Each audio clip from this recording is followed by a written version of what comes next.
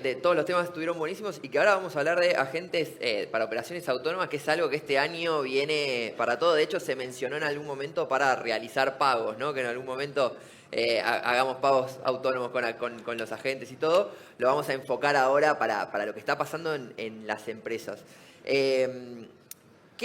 Primero, para explicarlo bien, cuando hablamos de un agente que hace una operación autónoma, versus a lo que podría haber sido la tecnología anterior. ¿Qué es lo que cambia? ¿Qué es lo nuevo? ¿Qué es lo que estamos viendo? Bueno, mira, Agustín, RPA es una tecnología que se usa hace mucho tiempo y sigue siendo súper útil. Está basado en reglas súper claras, ¿no? Ante determinada situación, esto es lo que tenés que hacer, este es el texto que tenés que ingresar en este campo, este texto en otro campo, después tenés que ejecutar X acción. Y no puede escaparse de ese script, y tampoco es que puede entender mucho el contexto o tomar una decisión más probabilística respecto del contexto, sino que es reglas súper claras con RPA. Con agentes y con IA generativa en general, lo que se abre es un abanico de nuevas posibilidades en el que podemos ingresar mucho más contexto y podemos permitir a esos agentes que tomen ciertas decisiones quizá con reglas más blandas o con un criterio como podría aportar un humano. Y bueno, eso lo que nos da es un cambio de paradigma, nos abre un abanico a poder hacer cosas que antes no se podían.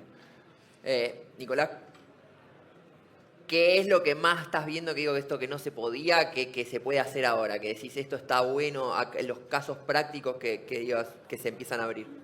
Bueno, desde el punto de vista de automatización de procesos, que es uno de los temas que más nos buscan las compañías porque buscan eficientizar. Como estábamos comentando, ahora tenemos una variedad de posibles decisiones que podemos sopesar, que podemos tener en cuenta criterios para tomar esa decisión y entender el contexto y el lenguaje natural, humano, para poder tener una relación un poco más cercana con estos agentes.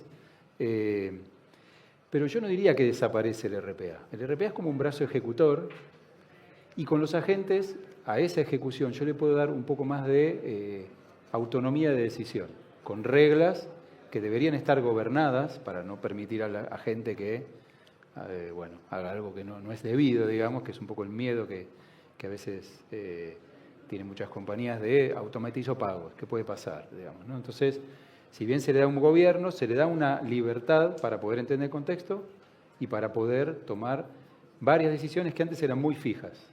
Esto lo que nos ayuda es que hay procesos que antes no podíamos automatizar y ahora sí, porque tenemos esa posibilidad de tomar esa decisión. Mencionaste ahí la palabra miedo, ¿no? Alejandro, ¿qué miedos ves que capaz te llegan cuando empiezan a implementar y todo? ¿Hay miedos todavía o la gente es más lanzada y dice, bueno, dale, vamos? No, claro que hay miedos. Un poco el framework, el modelo que nosotros pensamos y ayudamos a los clientes a trabajar es un poco lo que es legacy, lo que viene de antes, ya sea RPA o el uso de software en general. Sirve más para pensar en automatizar. ¿Cómo hago algo de manera más productiva? Tareas repetitivas.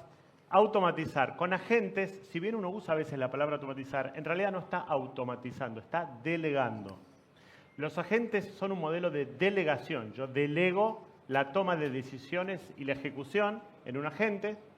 Cuando automatizo, las decisiones ya están tomadas, es solo la ejecución que pongo la máquina a realizar. El miedo a delegar es el mismo que con seres humanos. Es que no haga lo que yo quiero que haga, que no decida como yo quiero que decida.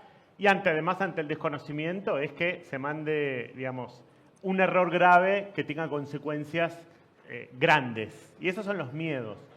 Pero yo lo veo como un modelo de automatizar uso RPA, uso software, inclusive hasta puedo usar un brazo mecánico.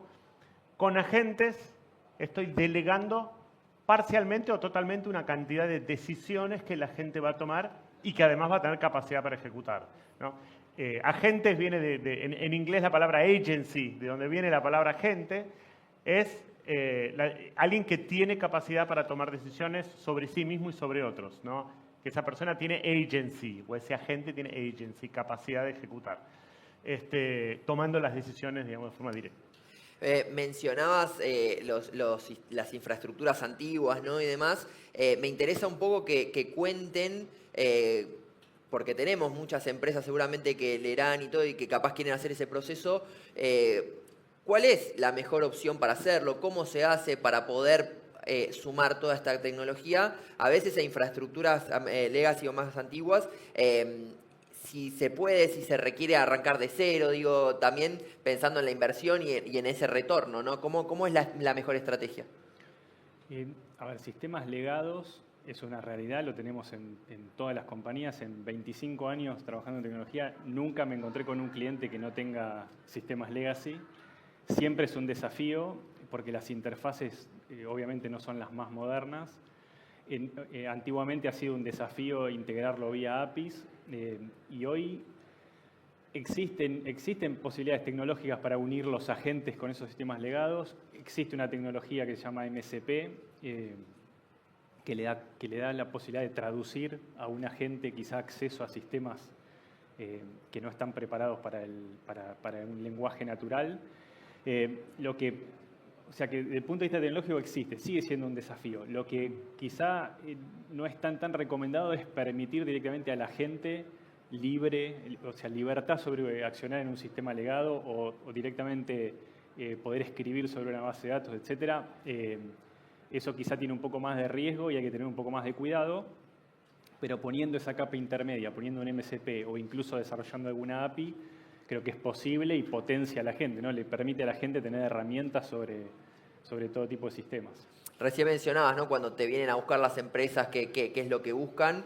¿Qué tan permeables están también cuando ustedes les dicen, bueno, recomendamos esto? Digo, ya vienen con alguna idea, viste que ahora hay como, bueno, todo el mundo lee sobre inteligencia artificial, todo el mundo lee sobre agentes, entonces como que capaz te llegan con cierta información. Sí. ¿Cómo es esa dinámica? No, muchas personas están bastante informadas, otras no tanto. Hay todo un hype donde algunas compañías que me han contactado han llegado a decir, no, yo sé que pongo un agente, aprende todo mi proceso y lo automatiza. Y bueno, está muy lejos de la realidad, digamos. Hay todo un proceso que hay que llevar adelante. El tema de darle a estos agentes la posibilidad de trabajar con sistemas legados, que hay que dárselo porque nadie va a tirar abajo todos sus sistemas para poder implementar inteligencia artificial, tiene que ver con tratar de sectorizar o darle a cada agente una responsabilidad y un rol para poder trabajar en esa responsabilidad, como se le daría a una persona, ¿no?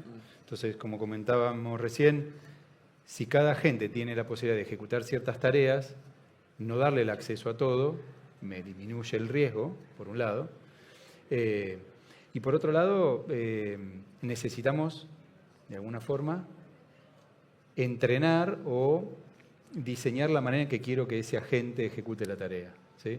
No es algo tan automático. Eso es un poco lo que a veces hay que tratar de clarificar un poco con los clientes, ¿no? Que hay que darle un camino, una construcción, como si fuera una especie de software muy diferente a la forma que construye un software, pero tiene etapas bien marcadas para construir ese agente que sea seguro y que ejecute la tarea correctamente, ¿no? Tiene pruebas, tiene un montón dentro del proceso, un montón de pasos para llevarlo a la realidad, ¿no? En eso Alejandro decía recién la frustración a veces con un ser humano decir no lo hace como yo quiero. Acá está la posibilidad, pero ¿hasta cuándo es posible que lo haga exactamente como yo quiero? O también en un punto en lo que aprende y demás puede hacerlo de una manera incluso mejor a la que yo esperaba. Sí, a ver, esto es como una perilla de volumen, ¿no? Donde el nivel de autonomía uno puede llevarlo de 0 a 100 y decidir, porque este es un modelo de cuánto automatizo versus cuánto delego, y puedo elegir ese rango. Las herramientas te permiten. Yo puedo decirle a un agente, atendé a los clientes de la mejor manera posible, ¿sí? Y va a intentar hacerlo. Y no estoy exagerando. Digamos, uno puede construir una agenda donde dice, atendé a los clientes que van a venir a tomar pedidos, por favor atendelos, tratá de cerrar la mayor cantidad de pedidos. Y esa es la instrucción que le das. El volumen casi a 100. Es decir, hacé lo que te parezca, cumplí este objetivo. O podés darle una guía muy detallada, subirle bases de conocimiento, decirle, esta es mi lista de precios, estas son bases de datos que podés acceder, no toques nada fuera de este territorio, empezar a programarlo o a configurarlo para que... Entonces, vos tenés bastante control en cuánto haces o cuánto no. Y sobre cómo se conectan a los sistemas legacy, probablemente nunca fue tan fácil en la historia conectar un agente a los sistemas porque ya no necesitan ni siquiera código, ni siquiera APIs, ¿no? Los APIs, las interfaces de conexión entre sistemas. Hoy los agentes pueden ir, navegar un sitio, si tienen el usuario y la clave, entrar, cotizar y salir, y nunca tuviste el API o la interfaz de conexión a ese sistema, ¿no? Si yo quisiera hacer por decirlo así, un despegar, le digo, navega todas las páginas de las aerolíneas sin el API. Anda, navega los sitios, cotiza los pasajes, y el agente te trae y te dice, mira, yo te recomiendo estos 3 pasajes, ¿querés que los compre? ¿Sí? Es decir, probablemente nunca fue tan fácil y los sistemas ya están integrados por el solo hecho de existir las páginas y existir las interfaces públicas de las cosas. Con lo cual, esto está muy avanzado, la integración ocurre de hecho, ¿no? Con la mayoría de las cosas. Vamos a entrar un poquito en algo que a veces no se habla tanto, pero es súper importante, que es la seguridad, ¿no? Es como, bueno, estamos delegando y de repente es como, bueno, es información que muchas empresas, o lo hablábamos como hasta de charlas que uno tiene de notas, ¿no? Que para que vaya tomando notas, es información que puede ser compleja. Digo, ¿cómo recomiendan, cómo se trabaja con la seguridad? Bueno, bien, a ver, hay estudios que, de hecho IBM hizo un estudio el año pasado a más de 700 empresas y lo que salió, uno de los insights del estudio es cuanto más automatizado, más seguro, menos incidentes de ciberseguridad y también menos costo en IT, ¿no? En mantenimiento. Eso está dado.